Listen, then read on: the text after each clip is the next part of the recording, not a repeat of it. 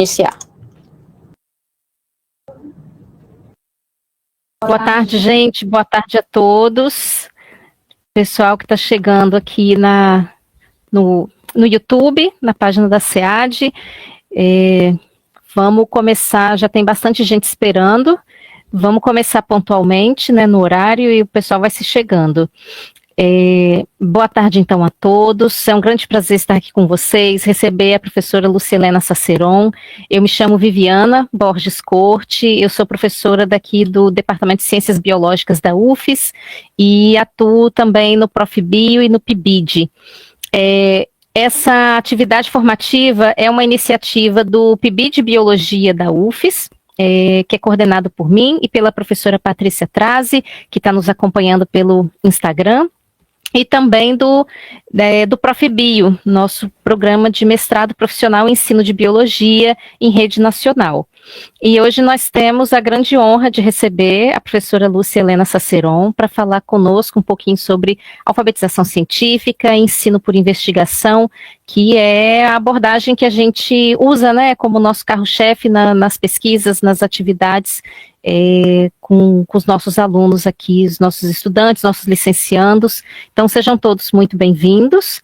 Eu vou fazer uma breve apresentação da professora da Saceron e, na sequência, passo a palavra para ela. Tá? A professora Lucielena Saceron, ela é licenciada em Física, mestre em Ensino de Ciências e doutora em Educação.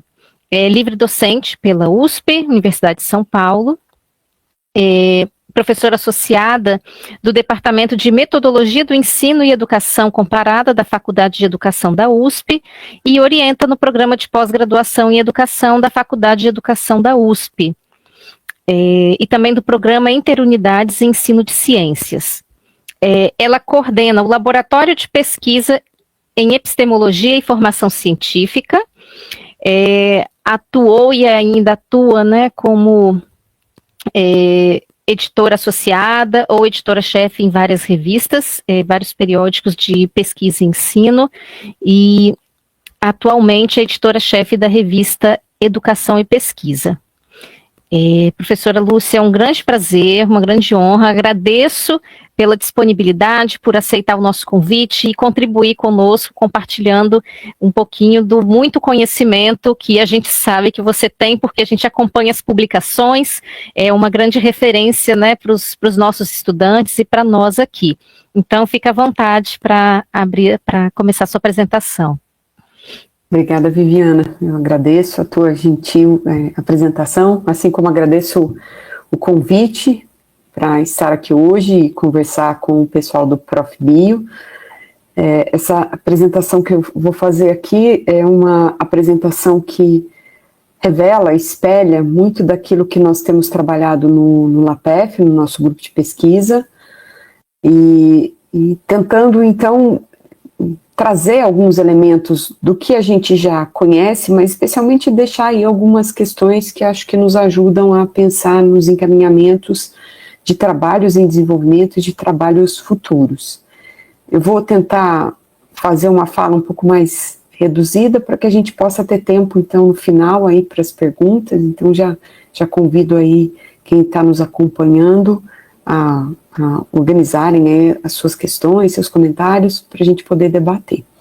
Então, para falar aqui hoje, né, no ProfBio, conversando com a professora Viviana, eu resolvi intitular essa fala como alfabetização científica e ensino por investigação, algumas relações, porque são dois temas que têm nos ocupado muito no cotidiano das pesquisas e das demais atividades que nós realizamos no nosso grupo no LAPEF. Para começar essa fala, eu trago aqui uma conjunção de notícias que saíram em diferentes periódicos e que falavam sobre um evento, que é um evento que nós temos vivenciado de cada vez mais intensamente, cotidianamente, e efeitos que revelam para a gente as mudanças climáticas decorrentes do aquecimento global.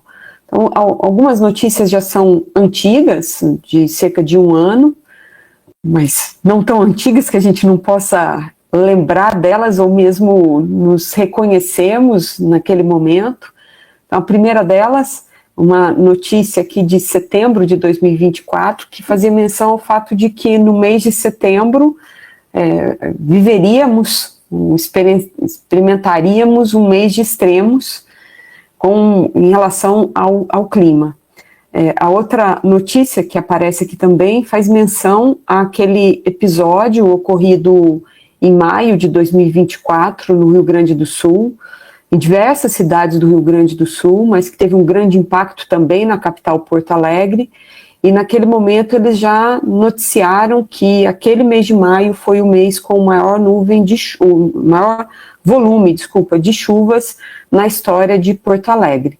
Então, quero destacar aqui o fato de que essas notícias estão dizendo para a gente que há mudanças climáticas que já têm sido amplamente vivenciadas e trazendo, em alguns casos, como no caso do Rio Grande do Sul, problemas de ordem estrutural para cidades que acabam se revelando também problemas de ordem econômica, social, de saúde, educacional. Então, as diferentes esferas das nossas relações cotidianas acabam sendo afetadas por esses eventos climáticos. Além disso, tem uma notícia aqui fazendo menção a que a crise climática forçará o deslocamento de 1,2 bilhão de pessoas até o ano de 2050, ou seja, 1 bilhão e 200 milhões de pessoas precisarão mudar, né, as suas residências até o ano de 2050, devido a questões vinculadas às mudanças climáticas que nós estamos vivendo. Isso são 25 anos. Talvez para as pessoas mais novas que estejam aqui me ouvindo, 25 anos é o tempo de vida que essas pessoas têm, mas 25 anos, posso garantir a vocês, pela minha idade um pouquinho mais avançada, que é um tirinho de espingarda, gente. Além disso, aqui é uma menção aqui a essa migração climática, né? Ela é mais sentida pelos países de renda média. Quero dizer, com todas as palavras mais claras possíveis, que nós somos um país de renda média. Portanto, deveremos, aqui no Brasil, sermos amplamente afetados pelas mudanças climáticas, ao ponto de que várias pessoas do país devem ter que fazer mudanças da sua residência em decorrência dessas mudanças climáticas. Junto a isso, tem uma notícia aqui que menciona que o grupo de 1% das pessoas mais ricas do mundo emite uma quantidade de CO2 igual àquela emitidas pelos 66% mais pobre da população. A gente se coloca nesse 66%, não tenho dúvida alguma. Logo, somos pessoas que não emitimos CO2 na quantidade que a população mais rica emite, mas seremos, como mostrado nas notícias anteriores, e já somos uma população que vem vivenciando a cada dia mais os efeitos da crise climática. Trago aqui um exemplo de algo que ocorreu recentemente na região norte do Brasil, em que uma cartela de ovo estava custando R$45, uma cartela de 12 ovos custando R$45 no interior do Amazonas, e isso devido à seca do Rio Negro. Não tem nada a ver com economia ou macroeconomia, isso aqui está vinculado a questões de ordem de deslocamento ou não possibilidade de deslocamento das pessoas e de produtos em decorrência da crise climática. Secou o Rio Negro, muitas das populações do Amazonas, especialmente aquelas ribeirinhas, dependem dos rios não apenas como fonte de água, mas também como local para locomoção. Uma vez que essas pistas deixam de existir, fica cada vez mais caro chegar a alimentos básicos, como, por exemplo, o ovo para essas pessoas, e por isso ele se torna cada vez mais claro. Numa nítida evidência de que os efeitos da crise climática já estão sendo sentidos fortemente por nós. Assim como essas outras duas notícias que mostram em centros urbanos mais próximos de onde eu estou, um deles inclusive São Paulo, onde eu estou nesse momento, em que as pessoas têm tido dificuldade cada vez maiores para lidar com as frequentes ondas de calor extremo. Por outro lado, aqui mais no canto inferior da página, eu trago uma notícia de que um deputado ruralista do Rio Grande do Sul, em pleno 2024, quer mostrar que existe uma farsa do aquecimento global. Como se todas essas notícias e muitas outras que a gente toma contato cotidianamente não fossem evidências suficientes para a gente poder dizer que, sim, estamos frente a um aquecimento global que resulta em mudanças climáticas e eventos climáticos extremos nas diferentes regiões. Importante dizer, embora tenha certeza que isso é dizer o óbvio para a audiência aqui, que as mudanças climáticas e o aquecimento global não se configuram apenas em episódios de calor extremo, mas de eventos extremos, chuva extrema, frio extremo, neve extrema, seca extrema, tudo isso vivenciado de maneira exaustiva no globo como um todo. Bom, mas vocês devem estar perguntando, ela tinha dito lá no começo que ia falar sobre alfabetização científica, o que isso tem a ver com ciência?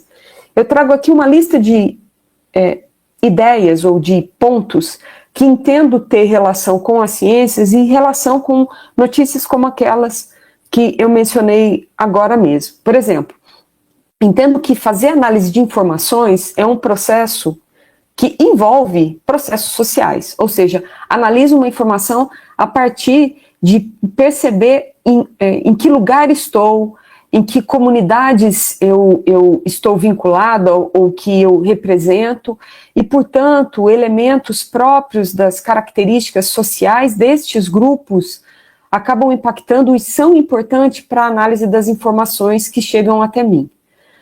Para fazer essa análise também, entendo como necessário que as pessoas conheçam tanto conceitos de ciências como modelos explicativos. Se voltamos àqueles exemplos que mencionei anteriormente, não quero dizer que as pessoas precisam ter conhecimentos profundos sobre meteorologia, mas elas precisam conhecer, por exemplo, o que é o aquecimento global, e como dizíamos anteriormente, o aquecimento global não resulta somente em eventos de calor extremo, mas em mudanças climáticas, e esses eventos de mudanças climáticas são explicados por modelos científicos que nos ajudam a perceber quais vão ser os impactos futuros e presentes dessas mudanças que o planeta tem enfrentado de algumas décadas para cá. Além disso, entendo ser importante pensar que o fato das pessoas acreditarem ou desacreditarem em ciências e nos conhecimentos científicos acabam impactando muito fortemente a maneira como essas pessoas fazem a leitura ou mesmo a análise de informações como aquelas notificadas em grandes mídias. No meu entendimento, uma leitura razoável de notícias como aquelas deveria estar, de alguma maneira, imbricada com conhecimentos que as pessoas têm sobre conceitos e modelos científicos, como eu já mencionei, mas também sendo uma análise crítica, ou seja, uma análise que busca entender o que aquela notícia traz e perceber quais os impactos que aquelas notícias trazem para o meu cotidiano e para o cotidiano de outras pessoas que convivem diretamente ou indiretamente comigo.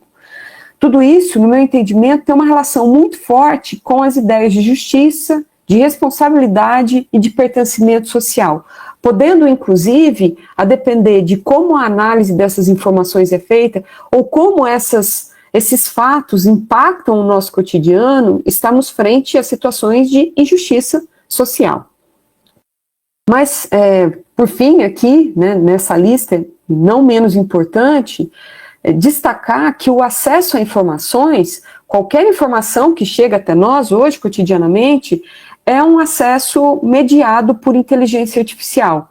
Essa inteligência artificial, que a gente costuma, hoje em dia, nos recorremos mais a determinados aplicativos à disposição, mas também uma mediação pela inteligência artificial que se dá, muitas vezes, de maneira imperceptível por nós, né? A todo momento em que fazemos buscas nos buscadores da internet ou que utilizamos uma rede social, ou aplicativos de mensagem instantâneas, estamos, de alguma maneira, fornecendo informação para essas grandes corporações, e essas informações geradas para essas grandes corporações acabam criando a possibilidade delas traçarem um perfil de quem eu sou, de o que eu consumo, tanto em termos de bens quanto em termos de informações, e esse perfil traçado acaba gerando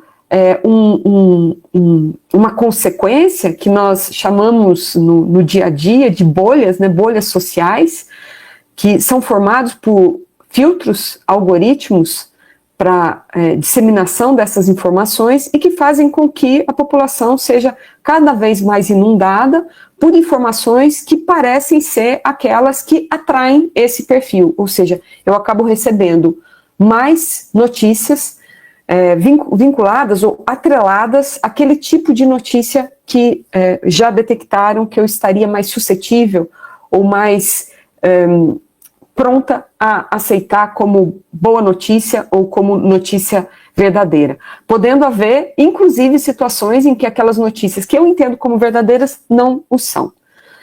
Bom, mas além disso, eu estou aqui para falar sobre alfabetização científica, então eu queria olhar, inicialmente, para um quadro como esse que trago aqui, que foi um quadro proposto pela pesquisadora mexicana Liliana Valladares no ano de 2021, essa pesquisadora, ao estudar diferentes concepções de alfabetização científica detectadas pela literatura da pesquisa em ensino de ciências, consegue destacar, consegue perceber essas concepções agora, em 2021, mas fazendo um olhar retrospectivo.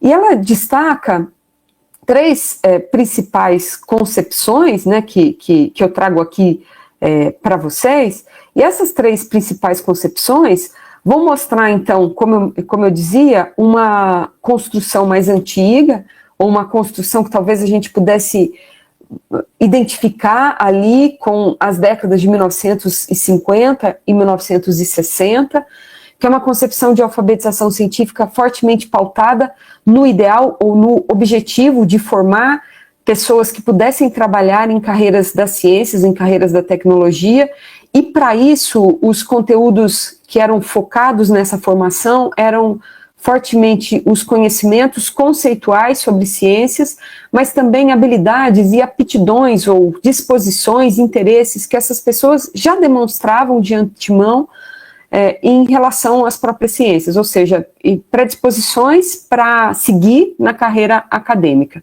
E com isso, as aulas elas eram muito centradas em ideias de mudança conceitual, né, logo o estudante chegando até a sala de aula com determinados conhecimentos, saberes sobre um determinado fenômeno da natureza, mas em sala de aula aquilo ia ser modificado, aquilo ia ser transformado para um conhecimento que é o conhecimento que a ciência entende como o conhecimento validado.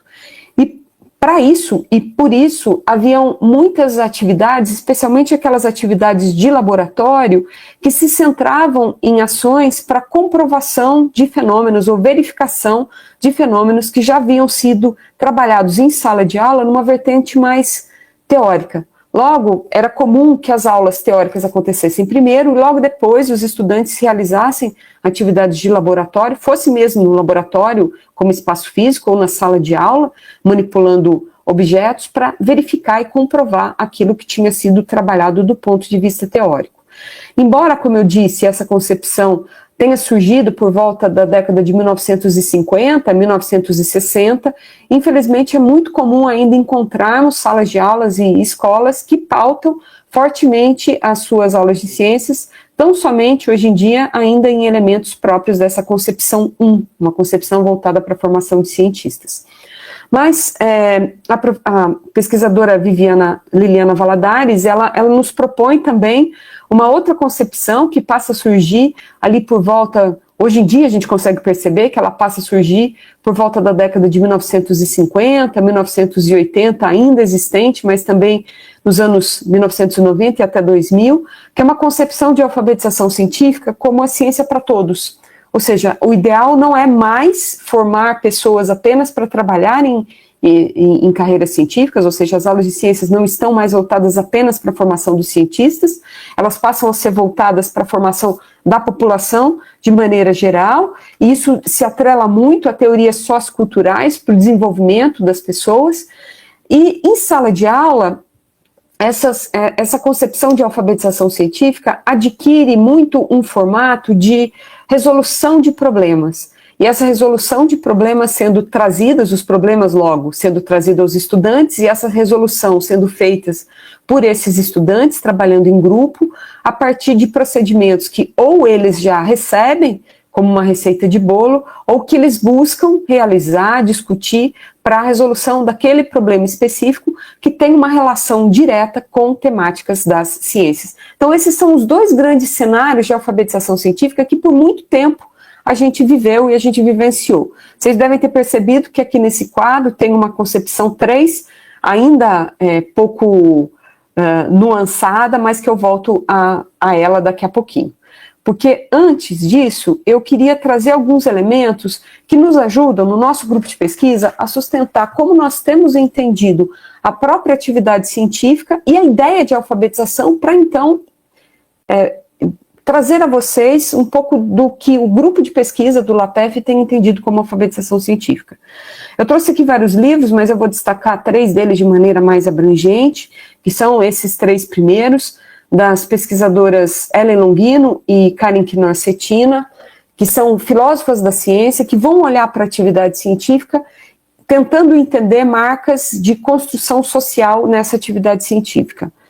O primeiro conjunto de livros, o livro com capa mais amarela, mais bege, foi publicado em 1990, pela pesquisadora Ellen Longino. Em 2002, ela lança o livro que está aqui mais abaixo, que em alguns momentos, em alguns capítulos, ele parece ser um aprimoramento daquilo que já surgia no primeiro livro. Uma grande discussão presente nas ideias da professora Ellen Longino era entender se a atividade científica é uma atividade objetiva. E ela vai dizer para a gente que entende que só há algum grau de objetividade na atividade científica porque a atividade científica é uma prática social. Fosse uma prática individual, marcas de subjetividade apareceriam de maneira mais intensa. A filósofa Karen Knorr-Cetina vai dizer para a gente que, além dessas questões de ordem social, a atividade científica é também, por ser social, uma atividade cultural. E as marcas culturais, as questões de ordem epistêmica da ciência, acabam aparecendo e sendo importante para a construção de conhecimento em ciências. Bom, mas Isso eu estou olhando nesse elemento mais amplo da ideia de ciências, mas acho importante também trazer alguns elementos que sustentam a nossa ideia de alfabetização. Trouxe aqui alguns livros, mas também vou fazer menção mais direta a esses dois mais à esquerda e o mais à direita. Os dois à esquerda são 2 livros publicados pelo pesquisador, pelo linguista norte-americano, James Polghi, em que ele fala sobre alfabetização e educação, e ao falar sobre alfabetização, ele destaca que, para ele, a pessoa pode ser alfabetizada em várias perspectivas distintas, logo pode ser alfabetizada na sua língua, na língua que ela fala, mas pode ser alfabetizada em matemática, pode ser alfabetizada em cartografia, pode ser alfabetizada em ciências, que é o que nos traz aqui hoje, mas para ele o mais regular desses processos distintos de alfabetização que podem acontecer é o fato de que, ao ser alfabetizada, a pessoa acaba compreendendo formas próprias daquela área de conhecimento, que são formas de construção de conhecimento, de validação de conhecimento.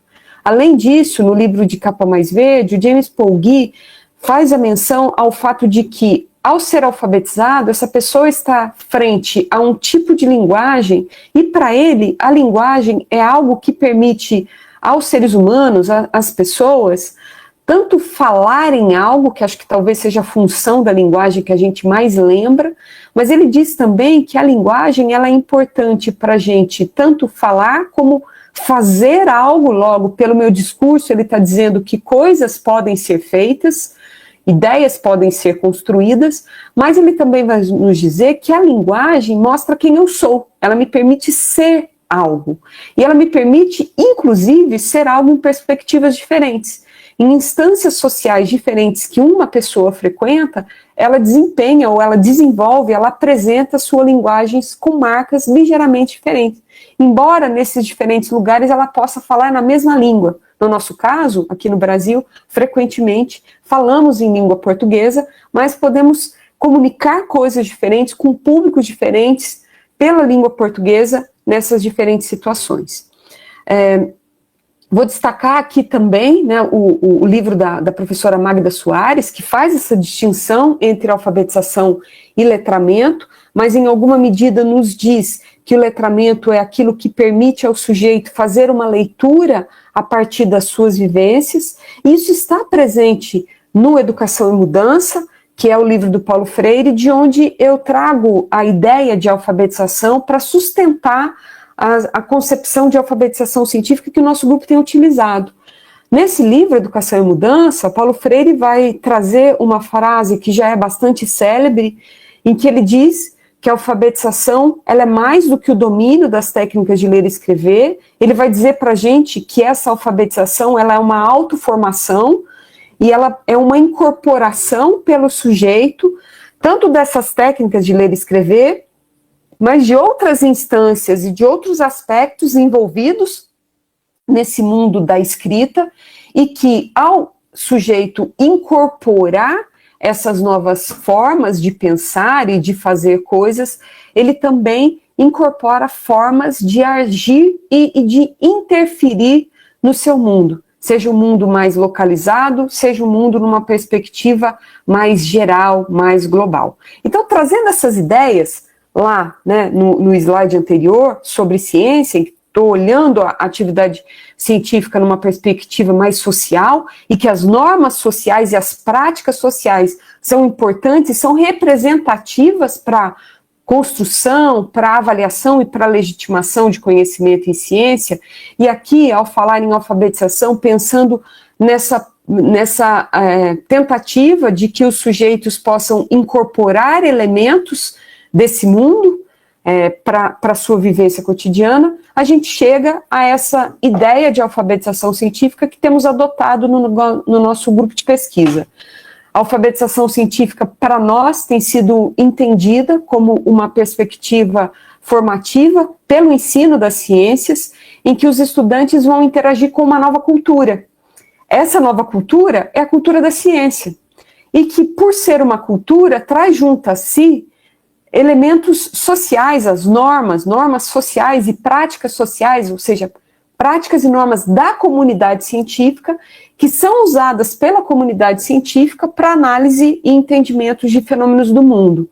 Ao ter contato, quando os estudantes têm contato com formas de construção de conhecimento que são próprias da ciência, sejam essas formas apresentadas de maneira explícita ou implícita, entendemos que eles têm possibilidade, como já nos dizia Paulo Freire, de incorporar esses modos próprios de pensar e agir das ciências no momento de tomada de decisão e de posicionamento sobre questões que se vinculam às ciências e que estão relacionadas à vivência local ou global que esses sujeitos têm. Bom, aí eu volto para aquele quadro de concepções de alfabetização científica da Liliana Valadares, já trazendo aqui a última linha, que estava mais clarinha até aquele momento, para entender, para dialogar com vocês, ou para tentar apresentar a vocês a ideia de que, para o nosso grupo de pesquisa, aquela concepção de alfabetização científica se vincula muito diretamente ao que ela chama de concepção 3, de alfabetização científica, que seria o contato de sujeitos com a ciência para uma transformação, e uma transformação social. Logo, as aulas de ciências, nessa perspectiva, elas se tornam importantes para que os estudantes, para que as pessoas possam ter contatos com elementos da ciência, como, por exemplo, os elementos de ordem ética, os elementos de ordem política, que impactam na construção do conhecimento em ciências, ou que definem a construção de conhecimento em ciências, mas que, numa perspectiva mais ampla, a ciência não seria suficiente para resolver um problema que se caracteriza como um problema social. A ciência me ajudaria a entender nuances, esferas, dimensões daquele problema, mas não seria suficiente para que eu chegasse a uma solução direta daquilo que é apresentado para esses sujeitos. Quando a Liliana Valadares nos propõe essa ideia, ela vai dialogar muito intensamente com teorias críticas para a aprendizagem e com isso coloca em evidência a importância de que na sala de aula nós consigamos trabalhar elementos para o desenvolvimento do pensamento crítico dos sujeitos, e entendendo que isso se faz a partir de comunicação e construção de consensos. Construção de consensos que, por muitas vezes, se dão no bojo de dissensos sendo apresentados a todo instante, sendo debatido nessa perspectiva crítica, ou seja, sendo comunicado numa perspectiva crítica, avaliado nessa perspectiva crítica, mas que em um dado instante conseguimos construir algum tipo de entendimento como grupo sobre aquele problema, sobre aquela situação, e inclusive podemos construir em grupo ações para buscar entender, resolver ou mitigar aquele problema que estamos enfrentando. Bom, falei bastante sobre a alfabetização científica, mas ainda não falei sobre o ensino por investigação. Acho importante dizer, frisar inicialmente, que nós temos adotado no nosso grupo de pesquisa o ensino por investigação como uma abordagem didática que permite o desenvolvimento da alfabetização científica. Entendo que a alfabetização científica pode ser desenvolvida em diferentes perspectivas, de diferentes formas, em diferentes contextos. Mas aqui quero dialogar mais diretamente sobre essa perspectiva que nós trabalhamos, o ensino por investigação como uma forma de desenvolvimento de alfabetização científica. Como eu disse anteriormente, nós temos pensado no ensino por investigação como uma abordagem didática. Isso é uma escolha de terminologia muito consciente, por entender que o ensino por investigação não se reduz a uma metodologia específica, mas consiste em uma maneira de trabalho em sala de aula, por isso uma abordagem didática, que coloca professores e estudantes em um trabalho conjunto de análise de informações. Logo, na relação, vou voltar àquele slide anterior, na relação com essa ideia, o ensino por investigação poderia nos ajudar no desenvolvimento desse pensamento crítico para a comunicação, construção de consensos e também para o trabalho com elementos de ética, pensando numa transformação social. Neste sentido, né, do ensino por investigação como uma abordagem didática, nós temos pensado em algumas ações que costumam ser desenvolvidas por estudantes ou que imaginamos importantes que os estudantes se envolvam para a efetivação dessas práticas investigativas em sala de aula. Essas práticas podem ser nomeadas como aqui colocadas, né, como a construção de planos de trabalho. Logo, a todo momento que temos um problema à frente, precisamos construir planos de ação para a resolução daquele problema. Esses planos de ação podem se configurar mais tarde como um arranjo experimental ou etapas metodológicas para coleta de informação de uma determinada situação. Também nos parece importante haver situações em que estudantes possam conseguir identificar quais são as variáveis implicantes ou envolvidas em um dado problema, reconhecer quais são os dados e as informações coletadas ou necessárias de serem coletadas para sustentar um determinado ponto de vista, fazer uma análise, seja de uma situação ou de dados e informações disponíveis, para buscar evidências e buscar padrões. Essas evidências e esses padrões devem ajudar a discutir explicações que podem ser analisadas em outros contextos e, por isso, transformadas em explicações mais generalizáveis. Então, essas são algumas ideias que a gente tem trabalhado no grupo para pensar a construção de propostas que tendem a ser investigativas, mas eu trago aqui também um quadro, eu esqueci, me desculpe de colocar a referência, esse quadro é de Pedache Colaboradores e foi publicado inicialmente em 2015. Esses autores fizeram um levantamento das produções na área de pesquisa e ensino de ciências que trabalhavam com o ensino por investigação, e a partir desse levantamento conseguiram identificar algumas fases e subfases do ensino por investigação. Quero destacar inicialmente o grande quadro laranja, colocado aqui à direita, que é o quadro da discussão, e eles vão dizer que essa discussão ela acontece continuamente ao longo de toda a investigação. Quero destacar também o fato de que esse quadro, essas subfases vão ser organizadas a partir de um movimento de orientação, e essa orientação, conforme os autores, não é a apresentação de um passo a passo do que deve ser feito, mas são discussões que nos permitem entender qual o problema que está à nossa frente e como este problema pode ser identificado por nós, até chegar a um momento de conceitualização em que surgem as perguntas e que surgem hipóteses e perguntas que podem ser investigadas por meio de uma exploração ou de uma experimentação. Os autores vão nos dizer que a exploração pode ser, por exemplo, uma exploração de informações coletadas por outras pessoas, ou mesmo por nós, e que a experimentação tem um caráter mais próximo daquilo que a gente reconhece como uma atividade em laboratório. Seja a exploração ou a experimentação, elas devem permitir, nesse âmbito da investigação, a interpretação de dados, e a interpretação de dados pode gerar conclusões. Destaco ainda o fato de que, para pedaços colaboradores, uma investigação pode gerar novas perguntas e novas hipóteses, ao mesmo passo em que uma conclusão pode gerar novas questões ou novas hipóteses. E, mais uma vez, destaco o fato de que, para esses autores, a discussão de ideias é um elemento que margeia toda a atividade investigativa. Mas acho importante também destacar outros elementos que nos ajudam a entender o que é esse ensino por investigação. Usualmente, ou tradicionalmente, o ensino por investigação acaba sendo considerado como aquilo que leva à aprendizagem individual.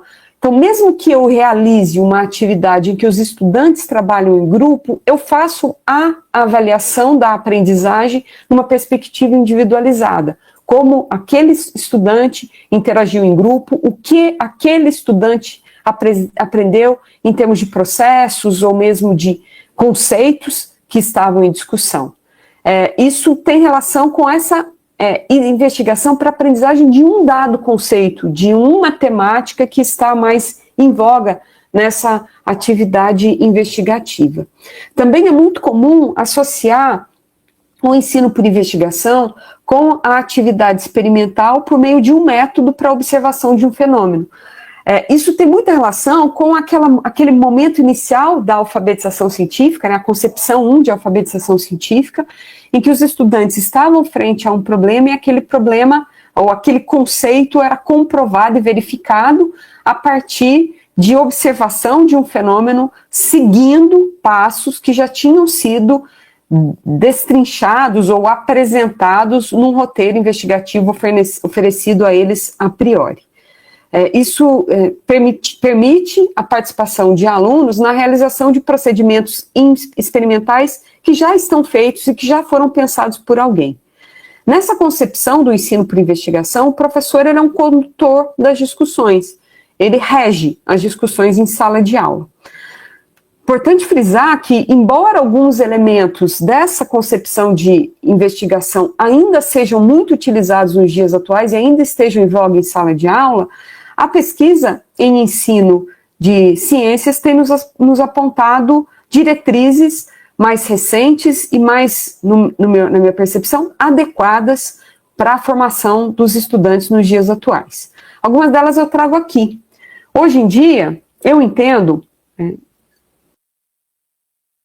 o ensino por investigação, ele demanda o envolvimento intelectual dos estudantes numa participação que é pública, ou seja, numa participação para a resolução de situações que envolve esse trabalho com outras pessoas. Quando eu estou falando de participação pública, não estou dizendo que isso vai efetivamente extravasar o âmbito da sala de aula, embora seja possível, embora, na minha concepção, seja esperado que isso aconteça.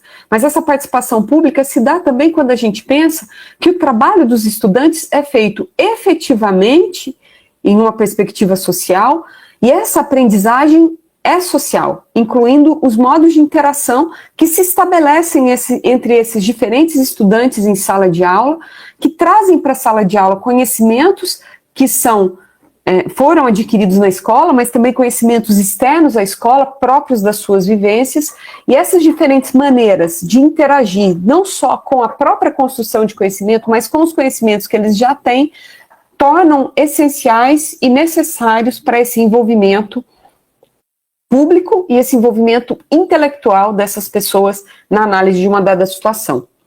Nesse sentido, o ensino por investigação demanda também que os alunos possam fazer uma análise crítica das ideias que chegam até eles. Percebam que, ao falar sobre esses elementos, eu estou, em alguma medida, discutindo aspectos que Liliana Valadares traz como aspectos vinculados à concepção 3 de alfabetização científica.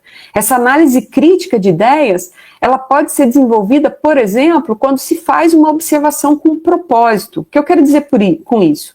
Muitas vezes a gente observa algo só por observar, só por contemplar. Do ponto de vista das ciências, aquela observação que nos gera informação e que vai ser analisada, ela acaba sendo uma observação com propósito. Eu olho para algo com uma determinada perspectiva. Eu olho para um fenômeno, para uma situação, buscando identificar informações, padrões de ocorrência que possam permitir a construção de um entendimento sobre aquela situação. Isso também pode gerar novos problemas que vão ser analisados, né, novamente, mas esses novos problemas surgem na decorrência das análises críticas que são feitas pelos estudantes das situações, dos fenômenos e mesmo uma análise daqueles conhecimentos que eles já possuem, sejam, como disse anteriormente, advindos da sua realidade social, dos seus grupos sociais, que aí a escola se inclui também como um outro grupo social. Nessa perspectiva, as professoras e os professores tornam-se os gerenciadores dessas interações. São as pessoas que permitem que as interações aconteçam, mas são pessoas que fomentam as diferentes interações entre as pessoas, permitindo ou até impulsionando esse trabalho em grupo de maneira mais efetiva. Essa ideia do ensino por investigação, ela tem uma relação muito forte com uma abordagem do conhecimento científico a partir das diversas esferas ou domínios desse conhecimento científico, daqui a pouco eu volto a isso. E isso demanda também uma mudança na concepção do tempo escolar para aprendizagem. É muito comum, ainda nos dias atuais, que a gente entenda que a aprendizagem ela já acontece como decorrência daquilo que eu ensino em sala de aula. Logo, se hoje eu dou uma aula sobre leis de Newton, seria esperado que no final dessas aulas meus estudantes soubessem tudo sobre leis de Newton. Desculpa o exemplo da física, mas como física que sou, esse é o exemplo que mais rapidamente me vem à mente agora. Mudar o tempo escolar é entender que, ao trabalhar uma determinada temática, e eu posso demorar mais tempo na abordagem dessa dada temática, essa temática pode ser utilizada em outras aulas. Posso, por exemplo, gastar, e com todas as aspas colocadas aqui na palavra gastar, um bimestre letivo para que meus alunos compreendam o que é uma coleta de informação, como essas informações coletadas podem ser agrupadas em uma tabela e como dessa tabela consigo transformar aquilo num gráfico e como o gráfico é representativo daquela situação. Fazendo isso ao longo de um bimestre, eu posso pensar, puxa vida, foi um bimestre para trabalhar apenas construção de informação, transformação de informação em tabela e gráfico. Mas quantas das atividades da ciência trabalham nessa perspectiva e quantos são os conceitos que estão lá no nosso currículo que podem ser trabalhados dessa forma, e uma vez tendo sido bem aprendido pelos estudantes o que é essa transformação de informações, essas ideias podem ser mais facilmente por eles acessadas e utilizadas quando dá abordagens de outros conceitos em que essa forma de organização de informação é importante e é necessária. Mas, como eu disse, nós temos trabalhado, né, e a gente tem usado como um fundamento teórico para colocar em efetivação estratégias investigativas em sala de aula, nós temos considerado os domínios do conhecimento científico. Esses domínios do conhecimento científico permitem olhar para o conhecimento científico em diferentes perspectivas. Eu apresento aqui no slide como eles foram propostos por Dussel e por Stroup, o conhecimento, o domínio conceitual, o epistêmico, social e material, e começo por aquele que é o mais recorrentemente lembrado por nós, professoras e professores, que é o domínio conceitual, né? Muito usual que quando a gente vá para o currículo, a gente destaque aquilo que é próprio do domínio conceitual, ou seja, os conceitos, as leis, os modelos e as teorias da ciência, mas também os processos cognitivos que a gente usa para raciocinar cientificamente, como, por exemplo, processos de observação e de comparação de informações. Eu vou destacar também o último desses domínios, que é o domínio material, que se dá pela criação, uso e adaptação de ferramentas, que podem ser tanto ferramentas físicas como ferramentas intelectuais, que nos ajudam no desenvolvimento desse trabalho intelectual. Aquele exemplo que acabei de dar sobre coletar informação, colocar informação em tabela e depois em gráfico, é um ótimo exemplo de algo do domínio material, ou seja, friso mais uma vez, que o domínio material não está apenas vinculado à manipulação de materiais, como por exemplo materiais de laboratório, vidrarias, mas é também a criação dessas formas de organizar informações, e isso tem uma relação muito direta com o domínio conceitual. Digo ainda mais que é muito comum que em aulas mais tradicionais de ciências, especialmente aquelas que a gente acaba vendo muito fortemente em cursinhos pré-vestibulares, a relação entre domínio conceitual e domínio material costuma se dar numa perspectiva muito presente e muito forte. É só a gente lembrar, por exemplo, o uso massivo de algoritmos, especialmente na física, para a resolução de problemas. Então, quando eu apresento, como já falei anteriormente, a fórmula da segunda lei de Newton, força é igual a massa vezes aceleração, essa fórmula, ela se enquadraria em algo específico do domínio material, porque é uma ferramenta utilizada para entender uma dada situação, mas ela acaba sendo usada em sala de aula também como uma maneira de discutir com estudantes elementos do domínio conceitual, as leis de Newton. Então, é muito comum que esse par apareça de maneira atrelado. Mas não é suficiente trabalhar em sala de aula apenas esse par. Torna-se necessário, tanto na perspectiva de desenvolvimento da investigação em sala de aula, como na perspectiva de desenvolvimento da alfabetização científica em sala de aula, a ideia de trabalhar os domínios epistêmicos e social. O domínio epistêmico, muito característico daqueles processos que me permitem saber algo e como eu sei algo. Logo, dentro desse domínio epistêmico, estão alocadas as atividades que se relacionam à investigação, à argumentação e à modelagem, né? A investigação mais fortemente atrelada à resolução de um problema, a argumentação muito vinculada à construção de afirmações justificadas e a modelagem relacionada a ações em que eu quero ou eu desejo construir uma explicação que possa ser generalizada para outros contextos. A argumentação, a investigação e a modelagem caracterizam-se, portanto, como elementos que se vinculam a esse domínio epistêmico do conhecimento científico. Por fim, o domínio social é aquele domínio que está atrelado a normas, a práticas, a regras que são estabelecidas no âmbito da comunidade científica e que são reconhecidas pelas pessoas que fazem ciência como normas, práticas, valores próprios da comunidade científica. Com isso, quero frisar também que o domínio social não é representativo das relações que o conhecimento científico estabelece com outras esferas.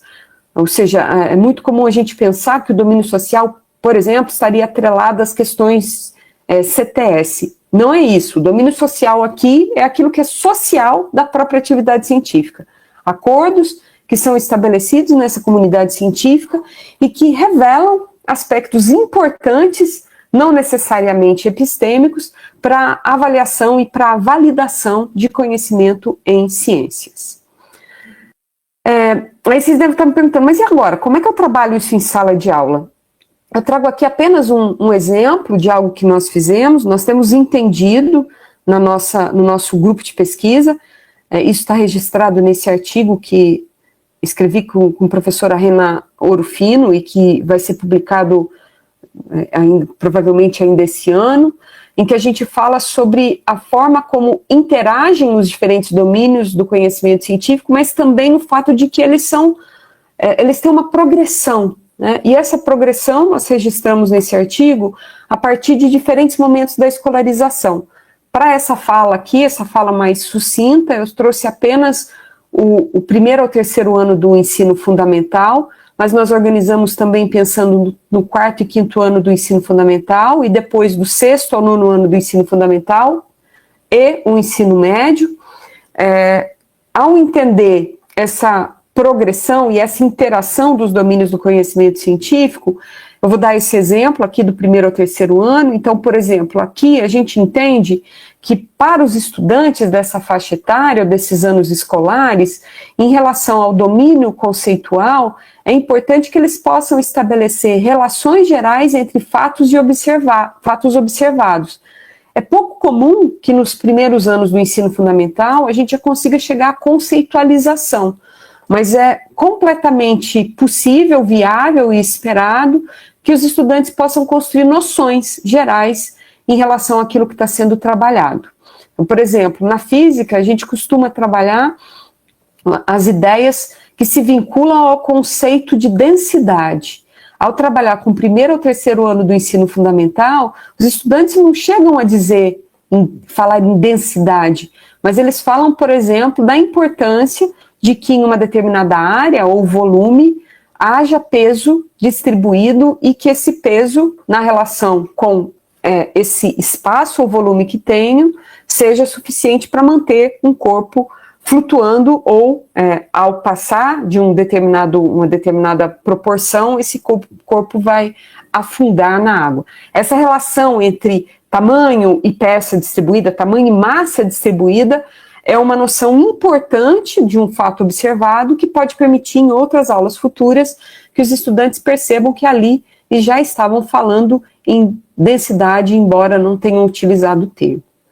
Em relação ao domínio epistêmico, nós entendemos que nesse momento da escolarização, os estudantes já são capazes e devem ter oportunidades para transformar a curiosidade em problemas e para elaborar modos para estudar esses problemas. Um exemplo que eu trago aqui é uma situação que a gente trabalha recorrentemente no primeiro e no segundo ano do ensino fundamental, que é a transformação da lagarta em borboleta. Muitas vezes as crianças não sabem isso ou nunca observaram isso, e eles têm essa curiosidade: será que lagarta vira borboleta? Isso se transforma em um problema a ser investigado em sala de aula, e os estudantes buscam organizar modos para estudar esse problema. Modos desde como fazer essa observação. Lembra da observação com propósito que eu mencionei anteriormente? Então aqui pode ser uma forma de fazer essa investigação. Assim como nós esperamos que os estudantes possam articular informações coletadas para responder a um problema. Nesse caso, as várias observações sobre lagartas e sobre lagarta que empulpa e sobre pulpa que depois dali de dentro sai uma borboleta, essas informações podem permitir que aquela curiosidade inicial, transformada em problema, seja resolvida, ou seja, uma lagarta empulpa e depois vira uma borboleta. Em termos de domínio social, imaginamos que seja possível que esses estudantes tenham contato e desenvolvam, identifiquem modos próprios da ciência para resolver problema, como a observação, os experimentos e os registros, entendendo que fazer isso é necessário para construir uma dada explicação, né? É necessário que haja observação, é necessário que haja registro, é necessário que haja experimento para construir uma explicação científica. Em termos de domínio material, nós entendemos que esses estudantes devem ser estimulados a transformar observações em registros gráficos, seja por meio de desenhos, de escrita ou mesmo de tabulações, né? Logo, isso está muito relacionado com o fato de que do primeiro ao terceiro ano do ensino fundamental, muitas das crianças, muitos dos estudantes ainda estão no momento de alfabetização em língua portuguesa. Bom, então aqui dá uma ideia de como esses domínios podem aparecer ao longo de diferentes momentos da escolarização. Mas quero frisar também o nosso entendimento de que é importante ter interações entre os domínios do conhecimento científico. Já dizia anteriormente que naquelas aulas, por exemplo, de cursinho, é muito comum que o domínio material e o domínio conceitual estejam atrelados. Isso não é suficiente na perspectiva da alfabetização científica. Seria necessário que, se não todos os 4 domínios estivessem articulados em todas as aulas, pelo menos houvesse articulação entre 3 deles nas diferentes aulas, para que os estudantes pudessem se envolver com os conhecimentos de ciência, não apenas na perspectiva daquilo que é conceitual, mas também na perspectiva daquilo que é epistêmico e social da ciência. Mas caminhando aqui já para o fim, eu não vou trazer nenhum tipo de conclusão finalizada, mas eu deixo aqui algumas decorrências e algumas dúvidas, até para a gente conversar agora nesse tempo que temos. A primeira decorrência ou dúvida que eu trago aqui é a nossa percepção de que o desenvolvimento da alfabetização científica tem uma relação com o pensamento crítico. Isso pode ser feito a partir de análises que são realizadas em sala de aulas, muitas vezes até trazidas ou estimuladas por nós, professoras e professores, mas essa análise é realizada pelos estudantes, trabalhando em grupo, logo e lógico, também com o nosso contato, mas isso demanda uma investigação que é uma investigação criteriosa, é uma investigação que deve levar em consideração diferentes esferas, diferentes variáveis, diferentes contextos. Isso pode se dar, pode acontecer a partir de um debate que é analítico, um debate que busca construir uma explicação. Friso aqui que, nesta perspectiva, tanto de alfabetização científica como de desenvolvimento do pensamento crítico, estão por trás elementos que eu já discuti, ou que eu expus aqui, sobre o ensino por investigação, né? Atrelados não apenas à investigação, somente, propriamente dita, mas também a ideias de modelagem e de argumentação que são estabelecidas para essa análise, para essa investigação e para esse debate.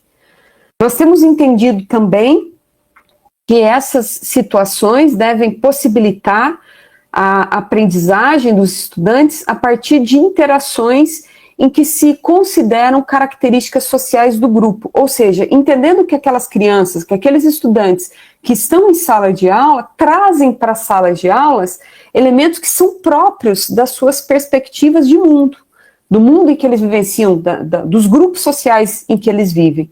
E que, ao trazerem isso para a sala de aula, nós, como professoras e professores de ciências, devemos colocar isso em debate na relação com as práticas sociais da ciência. As formas de construção de conhecimento sobre situações cotidianas, vivenciadas por grupos distintos das ciências, talvez não se relacionem diretamente com a perspectiva que a ciência tem sobre aquele fenômeno. E a sala de aula deve se tornar um espaço para esse debate de diferentes maneiras de conceber situações que chegam até nós.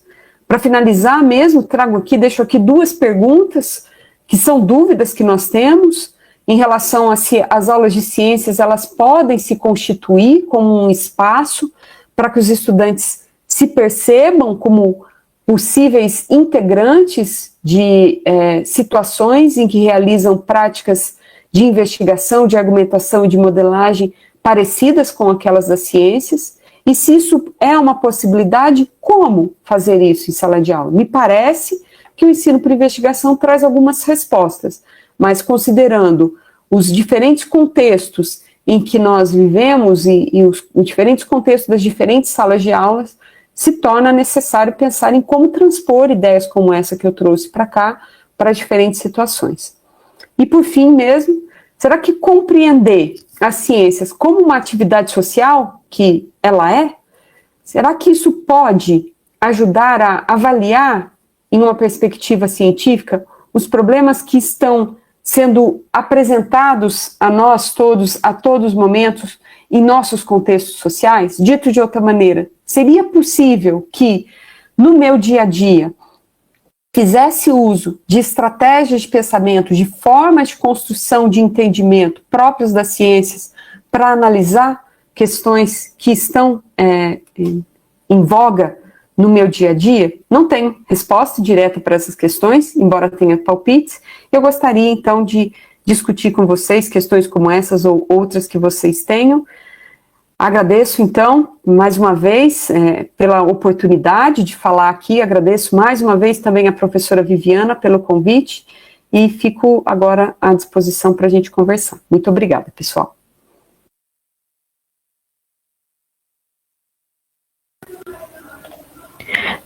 Estou tentando voltar minha câmera aqui, deixa eu ver, permitir. Isso. Muito bom, muito obrigada, Saceron, pela apresentação. Eu achei excelente, anotei um monte de coisa aqui.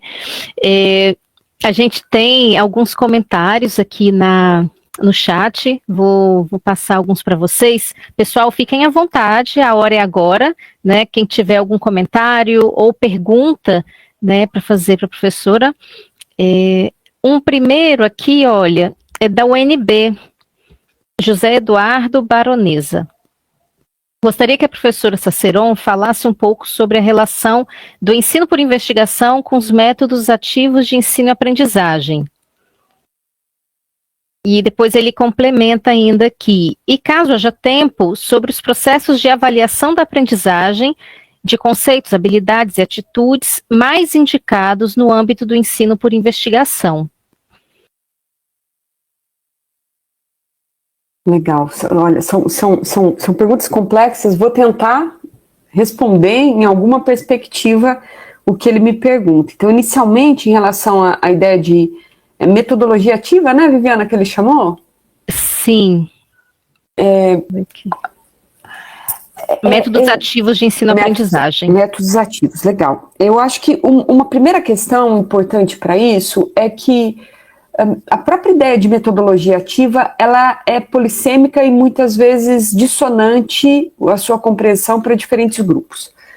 Eu entendo que quando a gente está falando em ativo, quando eu estou falando em ativo, participação ativa, participação intelectual dos estudantes, eu estou falando também desse envolvimento intelectual. É muito comum, no entanto, que metodologias ativas sejam consideradas numa perspectiva de ativo como manipulador. Então, o estudante é aquele que manipula objetos, é aquele que vai para o laboratório e que no laboratório interage com objetos próprios de laboratório. Então, é muito comum também que essas metodologias ativas, nos dias atuais, estejam vinculadas ou pareçam associadas a plataformas maker, né? Nada contra essas plataformas, mas eu acho que elas não são representativas do que eu falo sobre ensino por investigação aqui. Metodologias ativas, na minha concepção, deveriam colocar em voga a ideia de que o estudante participa intelectualmente, ativamente, intelectualmente, nos debates que estão atrelados ou vinculados a fenômenos do cotidiano, a situações do cotidiano, a problemas que nós vivenciamos. Se for entendido assim, talvez o ensino por investigação possa ser colocado no bojo das metodologias ativas. Acho, no entanto, que ao falar em metodologia ativa, talvez a gente reduza a ideia para que há um método suficiente para fazer isso, ou um método adequado para fazer isso. Prefiro chamar em abordagem didática, porque entendo que quando falo em abordagem didática, atrelo essa ideia às relações que são estabelecidas nos diálogos em sala de aula entre professores e estudantes, de professores e estudantes com conhecimentos e convivências que já têm, e que essas relações permitem o entendimento de novas situações. Logo, é uma abordagem didática porque interage diretamente com os conhecimentos que se espera que os estudantes desenvolvam. Esses conhecimentos que não são apenas da perspectiva conceitual. Eu posso pensar, como eu disse aqui, nessa fala, que esses conhecimentos são representados por seus diferentes domínios, conceitual, epistêmico, social e material, né? Viviana, acho que aí eu respondi a primeira parte, mas ele falou alguma coisa, acho que é sobre avaliação, né? Sobre os processos de avaliação da aprendizagem, de conceitos, habilidades e atitudes mais indicados no âmbito do ensino por investigação. Então, eu acho que o ensino por investigação, quando a gente está pensando nele, naquela vertente mais recente, que eu trouxe aqui alguns elementos, a aprendizagem não pode ser avaliada do ponto de vista apenas individual. A aprendizagem, ela tem que ser avaliada também a partir e por meio das interações que são estabelecidas. Como essas pessoas trabalham em grupo? Esse trabalho em grupo é um trabalho efetivamente em grupo ou distingue-se os papéis ali e alguém acaba sendo aquela pessoa que realiza efetivamente a tarefa e os outros apenas estão ali juntos, sem participar efetivamente das discussões. Então, são formas de avaliar que elas devem extravasar o rol daquele tipo de atividade avaliativa mais tradicional, prova, questionário, exercícios, que são feitos individualmente pelos estudantes. Espera-se que no ensino por investigação haja um olhar mais amplo desse processo e a participação desses sujeitos nesses processos em diferentes instâncias. Por outro lado, é possível também gerar avaliações com provas, questionários, que se atrelem a elementos outros do ensino por investigação. E aí, faço aqui uma crítica a essas provas, questionários, que acabam recorrendo apenas e tão somente a elementos do domínio conceitual, né, ou do domínio material. Prova de vestibular, como eu já disse algumas vezes aqui, recorre muito fortemente ao par domínio conceitual e domínio material. E só eles são avaliados. Como criar questões de provas em que os estudantes possam exercitar elementos que são próprios do domínio epistêmico e do domínio social? Eu posso fazer isso muito claramente, por exemplo, quando eu peço a um estudante para que ele elabore um argumento em relação a uma determinada situação que a ele é apresentada, ou apresente uma forma de construir um plano para investigar uma situação que está sendo apresentada a ele. Veja, eu deixo de trabalhar apenas na perspectiva conceitual e material e começo a identificar outros elementos importantes das ciências e do conhecimento em ciências, buscando fazer com que aquilo que compõe parte, não apenas do ensino por investigação, mas também da própria ciência, possam ser avaliados, possam ser analisados nessa avaliação da aprendizagem. Gente, vocês coloquem no chat se estão satisfeitos, se entenderam, ou se querem debater mais alguma coisa, tá?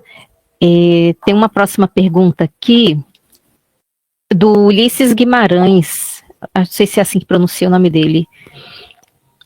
Após a palestra da professora Lúcia, lá no Enesim Belo Horizonte, elaborei uma SEI, cujo tema foi adulteração da farinha de mandioca por farelo de arroz, na cidade da Farinha, aqui em Pernambuco.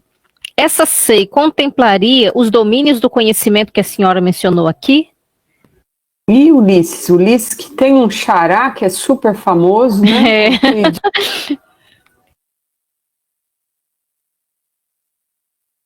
Oi, já falecida há muito tempo. Então, Ulisses, muito bacana tua pergunta. Mas eu não sei dizer, Ulisses, porque só a temática de uma sequência de ensino não é suficiente para a gente saber se os domínios estão sendo trabalhados.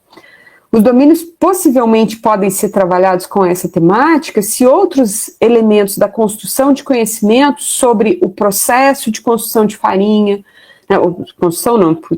de fabricação de farinha, estão sendo dialogados com os alunos.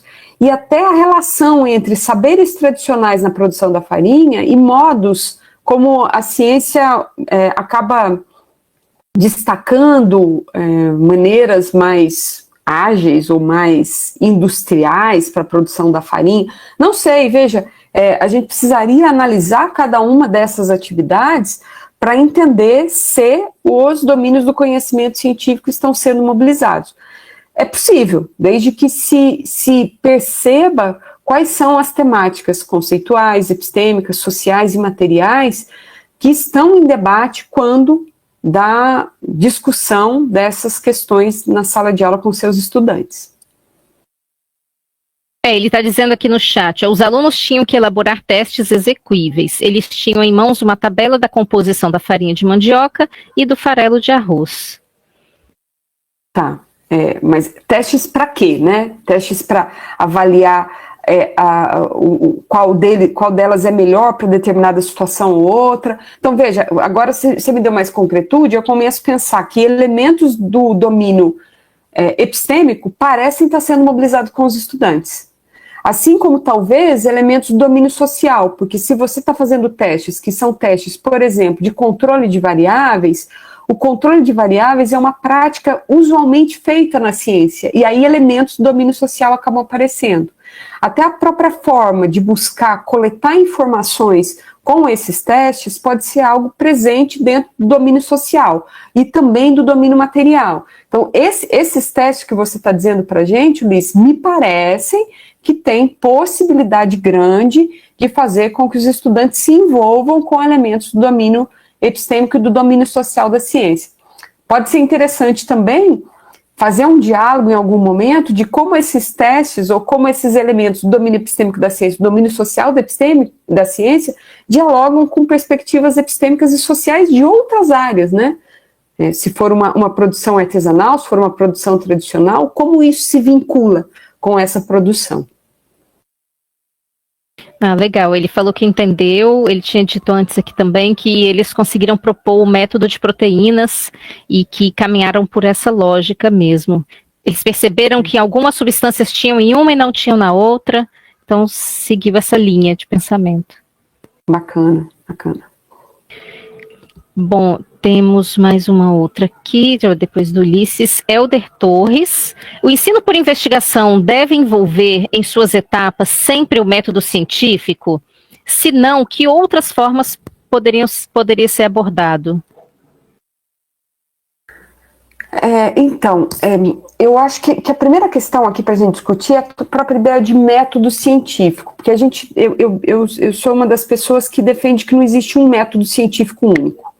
Acho mais interessante a gente pensar em metodologias científicas, porque a depender do escopo, a depender do fenômeno que se observa, as formas para a investigação desse fenômeno são distintas. Como eu disse anteriormente, eu não consigo dar exemplos da biologia, então me desculpe se o exemplo estiver errado, mas eu imagino que formas de construção de conhecimento sobre aspectos da zoologia são diferentes de formas de construção de conhecimento na botânica. Logo, eu não consigo falar de um método científico único para conhecimentos da zoologia, da genética e da botânica. A gente vê elementos que se tocam, a gente vê questões que são muito próximas. Então, ao falar em investigação, argumentação e modelagem, talvez eu consiga colocar todas juntas, identificar processos de investigação, de argumentação e modelagem que são próprios para todas elas, mas não um método único. Isso dito, entendo que, ao trabalhar em sala de aula como professora de ciências, sendo professora de ciências, eu vou trabalhar elementos da física, da química, da biologia, da astronomia e das geociências. Se eu for pensar na minha carreira só como professora de física, eu vou trabalhar cinemática, termodinâmica, eletricidade, física moderna, e aí cada uma delas vai ter uma maneira peculiar de construir conhecimento. Logo, a depender do conceito que eu estou trabalhando em sala de aula, eu estou acessando diferentes maneiras ou diferentes modos de construir conhecimento. Portanto, aquele domínio epistêmico se torna ligeiramente diferente para cada uma das temáticas que eu trabalho.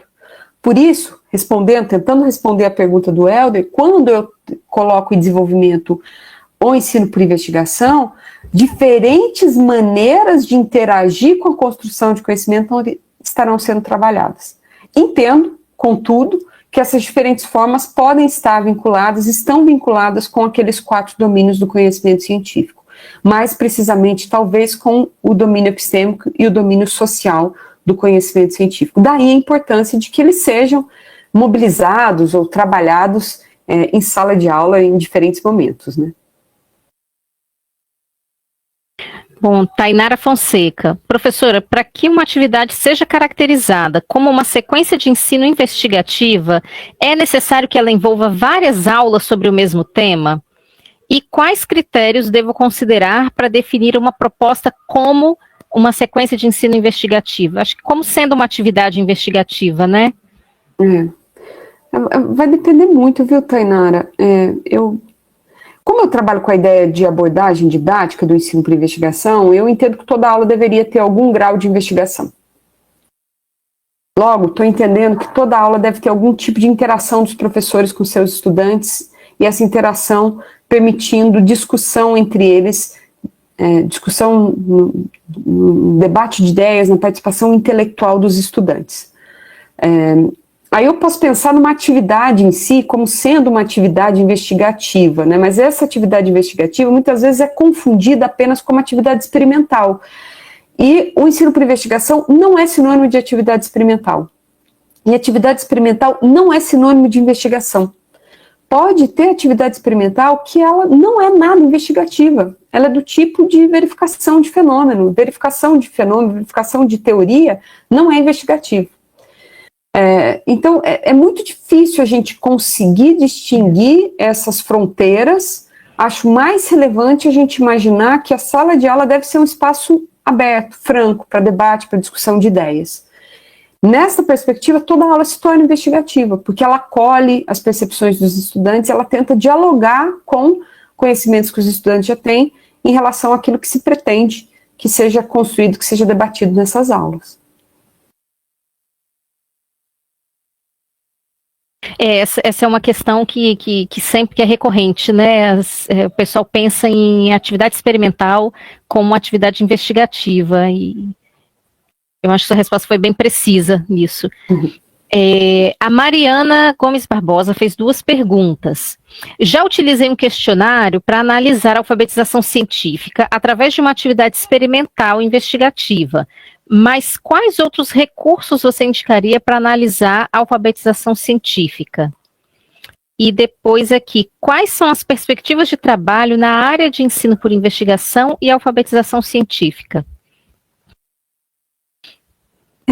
Por muito tempo a gente trabalhou com a ideia dos indicadores de alfabetização científica, eles ajudavam a ver um pouco sobre isso. Eu acho, no entanto, que eles não são mais suficientes porque a gente tem visto hoje em dia. Teve um artigo que eu publiquei com a professora Maíra Batistoni Silva em 2021, está lá na revista Ensaio, e nesse artigo a gente discute perspectivas mais recentes da investigação e também formas de avaliar, perspectivas mais recentes da alfabetização científica e formas de avaliar a investigação científica em sala de aula. Então, Tainara, Tainara não, já esqueci o nome, Viviana?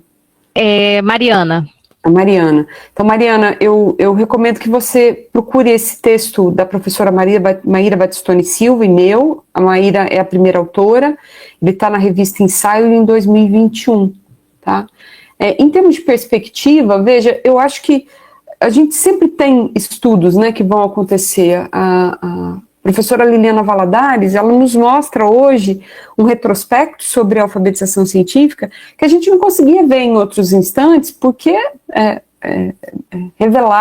isso revela claramente a própria produção de conhecimento, né, na área de pesquisa e ensino de ciências. Então, hoje, a gente consegue perceber que lá atrás se trabalhava numa perspectiva e outra, hoje a perspectiva é outra, é distinta.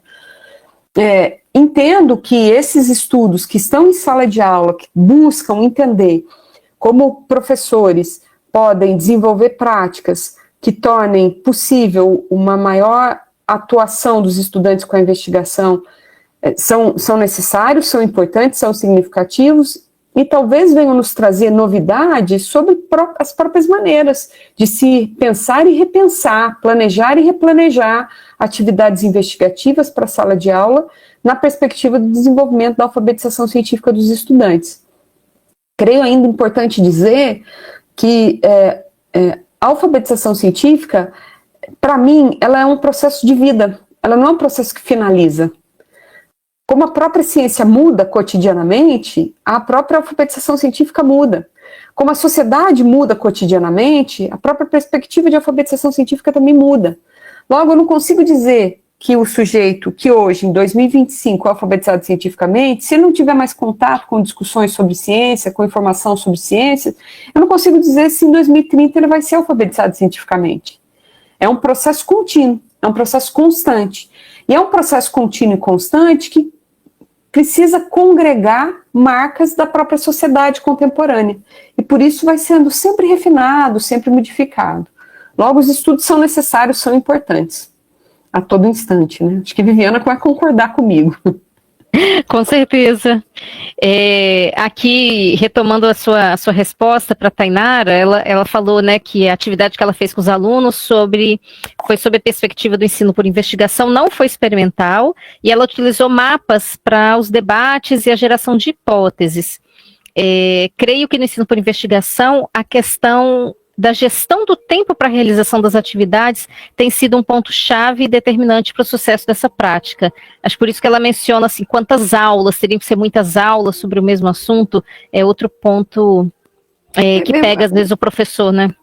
Pois é, isso demanda muito um contato com coordenação, com direção da escola, né? Porque a gente se prende, às vezes, muito fortemente a um currículo, que é um currículo externo à escola, que é o currículo que veio do livro didático, que é o currículo que veio da apostila. Mas veja, na legislação e educação, nada diz que a gente deve seguir isso religiosamente, né? O que as normativas curriculares nos dizem hoje em dia, por exemplo, é que para o ensino médio a gente precisa dar conta da BNCC. A BNCC apresenta uma lista de competências e habilidades, e eu tenho várias questões e vários senões em relação a esse documento curricular, mas como ele está organizado, ele nos permite brechas para a gente repensar o tempo da sala de aula. Aquelas habilidades e aquelas competências, elas olham uma perspectiva interdisciplinar, uma perspectiva multidisciplinar, e elas já mostram para a gente que não são apenas os elementos conceituais que precisam ser trabalhados em sala de aula. Eu entendo que essa pergunta da Tainara, e eu não estou julgando o trabalho da Tainara, eu estou olhando uma perspectiva ampla, né, de professores de maneira geral. A gente acaba tendo uma preocupação muito grande com o tempo, porque a gente é condicionado a pensar no tempo na relação com os conceitos. Os documentos curriculares não estão nos dizendo isso. A gente precisa ampliar, talvez, o que a gente entende como temas a ser trabalhados em sala de aula, para além dos conceitos. Os domínios do conhecimento científico me parece que ajudam nisso. Que eu consigo pensar, então, eu preciso trabalhar conceito, mas não é só conceito. Práticas da ciência também precisam ser trabalhadas. Normas da ciência também precisam ser trabalhadas. Como eu congrego isso para que o meu estudante entenda um pouco sobre o que é a atividade científica? Como a atividade científica é desenvolvida? De que modo elementos da atividade científica impactam diretamente, seja numa perspectiva positiva ou negativa, o meu cotidiano? Como eu posso usar esses conhecimentos da ciência para resolver problemas cotidianos? Como os conhecimentos da ciência não dão conta de resolver os problemas complexos que a gente vivencia. Então são várias esferas, várias formas de pensar a própria atividade científica que talvez me ajude a consolidar um currículo mais adequado ao desenvolvimento da alfabetização científica em sala de aula. Essa reflexão nos conduz até a pensar, né, no fim das contas, naquela sala de aula de ensino de ciências como um espaço de pertencimento, um espaço que vai, de fato, de verdade, fazer com que a gente desenvolva pessoas capazes de argumentar, de refletir e de analisar criticamente, né, as informações que o cercam. Verdade. Lúcia, você falou, respondendo a pergunta da Mariana, a respeito de um artigo sobre os indicadores para alfabetização científica. Aí a Fabiana estava perguntando aqui depois o nome da revista e o nome do artigo. É isso, Fabiana, o artigo que ela falou sobre os indicadores de alfabetização científica? Enquanto a Fabiana está respondendo aí, eu já vou dizer, claro, Fabiana, esse texto de 2011... ele está na revista Investigações em Ensino de Ciências. Para ser coerente com o que eu estou dizendo aqui, ele já está desatualizado, ele tem 14 anos. Então, eu não estou dizendo que você não deve procurar ele, não. Mas eu acho que de 2021 é melhor, tá bom? Procura esse da ensaio, que foi escrito pela Maíra Batistoni Silva, ela é a primeira autora, e eu sou a segunda autora. Então, é Silva e Saceron. Está na revista Ensaio de 2021. Silva e Saceron? Isso, Silvia Saceron 2021. Facinho de achar, gente. Vamos para mais umas aqui. A Carolina Marchiori. O fato de existir um roteiro para a realização do experimento, o ensino por investigação perde a finalidade? Acho que pelo fato de seguir um roteiro, né, para a realização do experimento, o ensino por investigação perde a finalidade? Toda aula por investigação, o aluno tem que elaborar o roteiro ou depende da condução da aula? Então, vamos lá, vamos por partes. que é um roteiro? Porque o roteiro que eu estou falando é uma receita de bolo. Sim. Chegou no laboratório, pega o tubo de ensaio, coloca 10 gotas de não sei o que, interage com não sei o que, espera tantos minutos, vê o que está acontecendo, anota os resultados no seu relatório. Isso para mim é uma receita de bolo. Isso é uma receita de bolo que é um roteiro de atividade experimental, nada investigativo. O que o aluno fez ali? O aluno verificou aquilo que o professor queria que ele verificasse. Uma atividade investigativa, ela espera que haja envolvimento intelectual dos estudantes. Anotar a observação não é um envolvimento intelectual amplo, é um envolvimento intelectual extremamente baixo. Quando a gente está falando de investigação, o aluno precisa se envolver intelectualmente. O que é envolver intelectualmente? Talvez não precise ser elaborar o roteiro para o uso daquele arranjo experimental. Mas, a partir daquele arranjo experimental, o que você observou? O que você acha que pode acontecer? E se você modificar a tensão que é dada para esse aparelho? O que vai acontecer? E se você modificar tal questão no aparelho? O que deve acontecer? Veja, nessa situação, o aluno pode estar de frente ao arranjo experimental e tendo que responder perguntas em que ele precisa buscar a solução, e que a solução não está dada a priori. Acho que mais importante do que pensar, até, é lógico que é importante pensar no roteiro, mas mais importante do que isso, talvez seja pensar em quais são as respostas que o aluno tem para aquilo. Elas já estão no livro didático? Elas já foram trabalhadas nas outras aulas? Porque se já foram trabalhadas em outras aulas, em aulas teóricas, o estudante não está fazendo investigação. Ele está rememorando. Ou ele está usando em outro contexto aquilo que foi trabalhado na perspectiva teórica. E aí a atividade deixa de ser investigativa. A professora Ana Maria publicou um texto, Ana Maria Pessoa de Carvalho, e acabei de dizer que um texto de 2011 era desatualizado. Esse é um pouquinho mais antigo, que é um texto de 2006, em que ela apresenta graus de liberdade intelectual para uma atividade. Talvez vocês possam olhar ali o que está acontecendo, porque ela nos mostra um pouco qual seria a participação dos estudantes em atividades em sala de aula e como essa participação dos estudantes em atividades de sala de aula pode ser mais ou menos investigativa. Esse mesmo texto, ou melhor, um texto aprimorado da professora Ana Maria, está presente num livro de 2013, que ela é a coordenadora, cujo título do livro é Ensino por Investigação, Condições para Implementação em Sala de Aula. Nesse livro, ela trabalha esses graus de liberdade intelectual, não apenas para atividades experimentais, mas também para outro tipo de atividades que acontecem em sala de aula, pautadas no ensino por investigação. Perfeito. Mais duas últimas perguntas. Luciano Santos. Se for observado todos os domínios em uma sequência de ensino por investigação, em uma SEI, é factível ser executada em 2 tempos de aula? Posso adaptar o tempo com materiais mais objetivos? Eu não consigo dar uma resposta direta para o Luciano, porque, veja, Luciano, vai depender muito, sabe? Se você está falando de 2 tempos de aula, de verdade, eu não sei, porque a depender da interação com os estudantes, vai ter que usar uma 3ª aula, uma 4ª aula. Pode haver o planejamento para que eles sejam trabalhados em 2 aulas? Pode.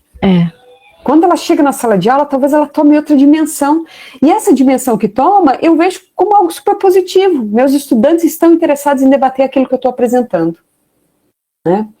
Então, eu não consigo responder direto, né? Mas qual foi o segundo ponto, Viviana, por favor, da pergunta dele? Posso adaptar o tempo com materiais mais objetivos?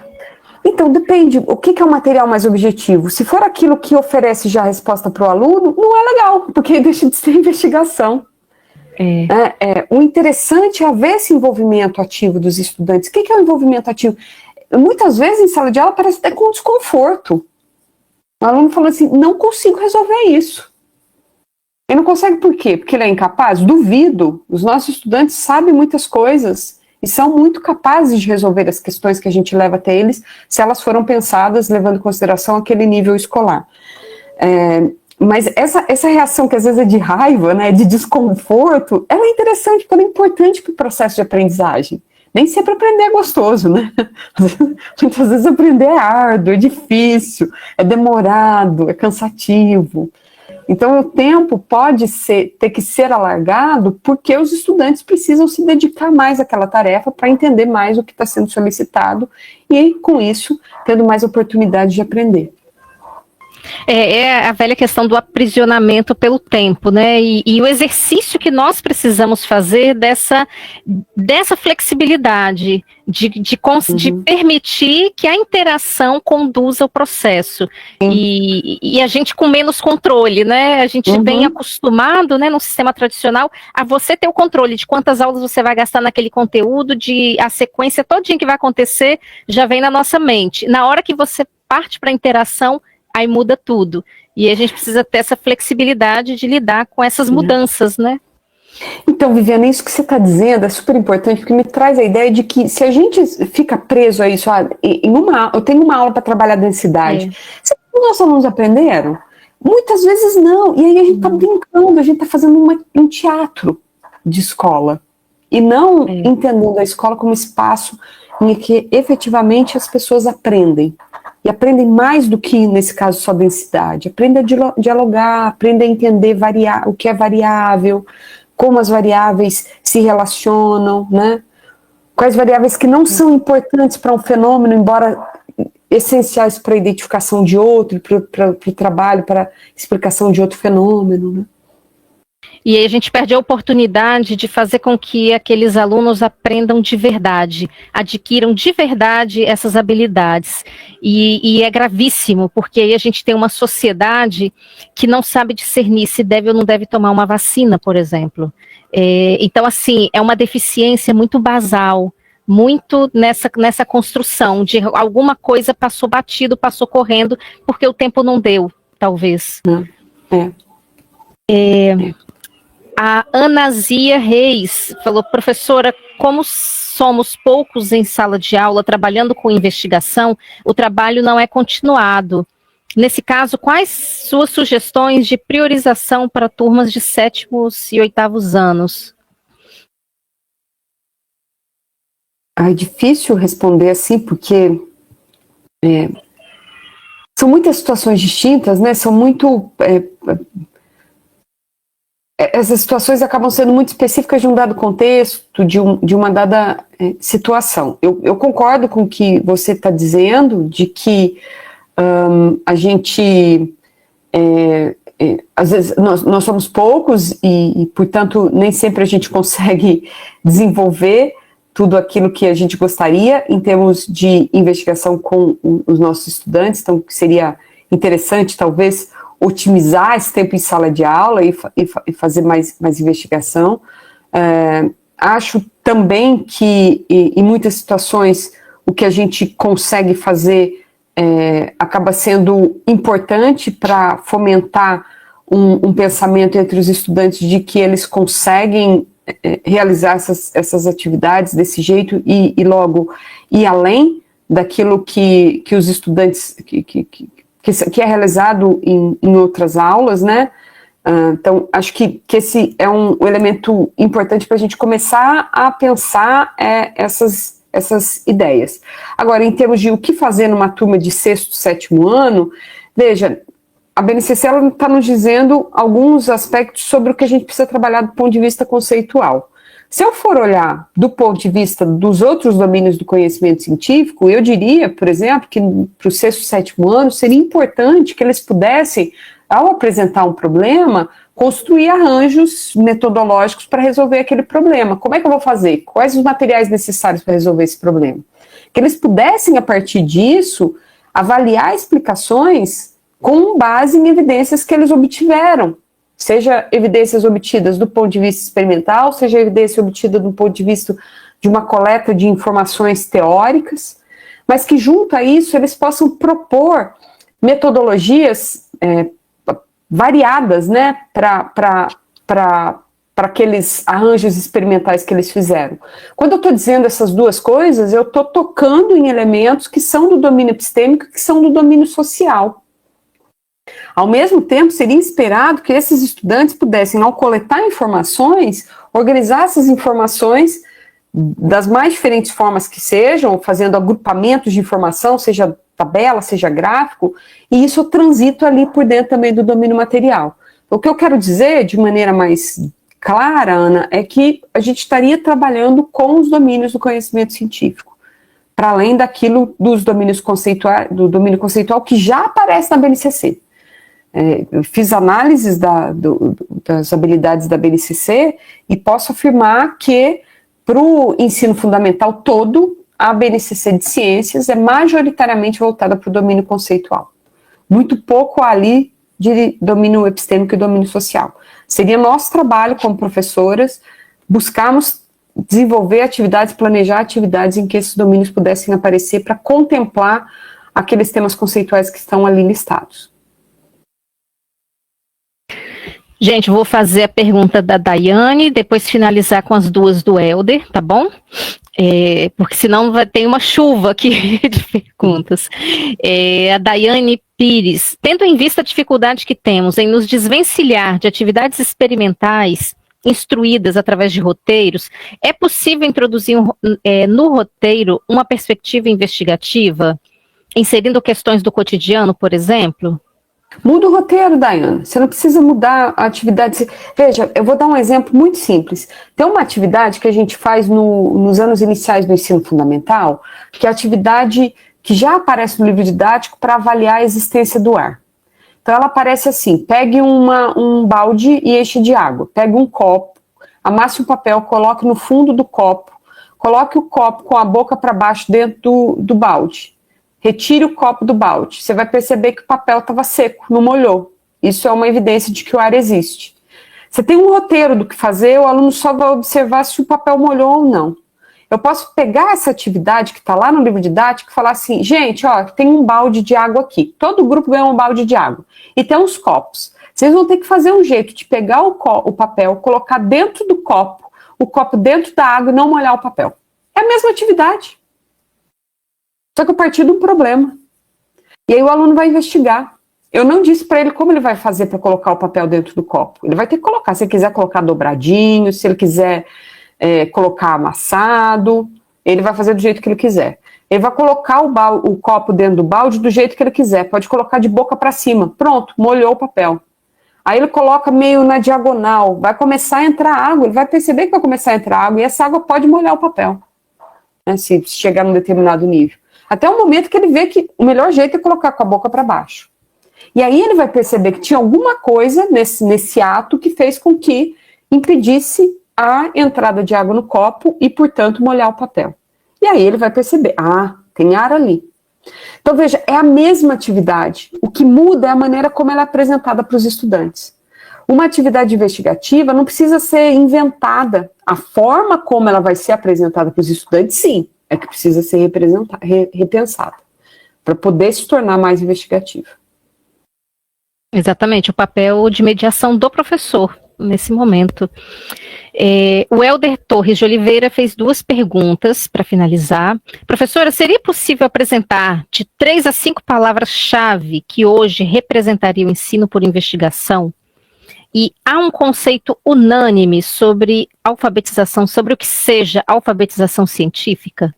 Vou responder primeiro por essa. Não há. Não há conselho unânime, conceito unânime, porque a gente está pensando alfabetização científica no mundo todo. E cada contexto é um contexto. Portanto, tem especificidades em pensar a alfabetização científica e objetivos da alfabetização científica que acabam sendo alterados de país para país, e mesmo de pesquisador para pesquisador. Eu, por exemplo, gosto de usar o termo alfabetização científica e espero ter trazido razões aqui suficientes para fazê-los compreender de quais são as minhas escolhas teóricas. Mas tem gente que chama de letramento científico, e por vezes a gente está falando a mesma coisa, com termos diferentes. Então, não há, um termo único. Não só um termo único, como um conceito único. Em relação ao ensino por investigação, difícil dar a palavra-chave, mas acho que aquele slide anterior que eu mostrei, que eu falava que tem uma questão vinculada ao desenvolvimento da autonomia intelectual dos estudantes, a uma participação pública, a interação com conhecimentos, a análise crítica de informações, talvez ali a gente tenha um caminho para pensar elementos que, para o nosso grupo de pesquisa, são muito relevantes como maneira de pensar o ensino por investigação nos dias atuais. Perfeito.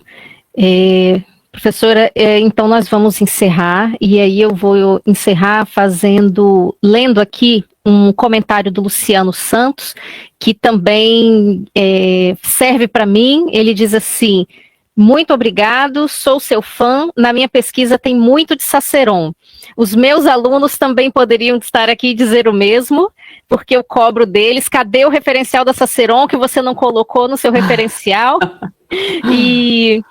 E agradecer mais uma vez por essa participação aqui conosco, por essa aula. Isso vai ficar gravado e vai servir de material de estudo para os nossos estudantes, para os nossos alunos do Profib, do PIBID e de diversos. A gente tem pelo menos 10 estados do pessoal que foi falando no chat aqui presente e vão poder aproveitar, debruçar e ouvir, né, atentamente, tomar nota de tanta informação, de tanto conhecimento que foi passado aqui. Sua fala foi extremamente assertiva, sanou dúvidas, e eu tenho certeza que despertou muito o pensamento crítico e a reflexão dos ouvintes aqui em relação àquilo que eles vão poder botar em prática e desenvolver com seus estudantes e nas suas pesquisas daqui para frente. Tá? Muito obrigada. Eu que agradeço, Viviana, muito obrigada mesmo. Agradeço também ao Luciano pelo comentário tão gentil. Então, na linha do que o Luciano falou, gente, leiam as coisas novas que a gente está publicando no grupo, tá bom? Porque a gente vai desenvolvendo pesquisas na colaboração com outras pessoas, né, pensando que a própria comunidade de ensino de ciências é uma comunidade social, portanto a gente aprende muito com as outras pessoas, a gente aprende muito em situações como essa. Então, agradeço demais essa possibilidade de estar aqui. Cada vez que a gente vai falar sobre um tema, que já pesquiso essa temática há tantos anos, mas toda vez que a gente vai falando, novas ideias vão surgindo, novas ideias sempre têm espaço. Eu incentivo todo mundo aí a apresentarem os seus trabalhos em eventos, mandarem para periódicos, para a gente conseguir entender melhor o que é o ensino por investigação, o potencial do ensino por investigação para o desenvolvimento da alfabetização científica, e até melhorar a educação numa perspectiva mais geral, né? Precisamos disso. Então, muito obrigada. Estou aí sempre à disposição, viu, Viviana e demais colegas. Obrigada a todo mundo, obrigada pela presença, gente. Boa tarde a todos.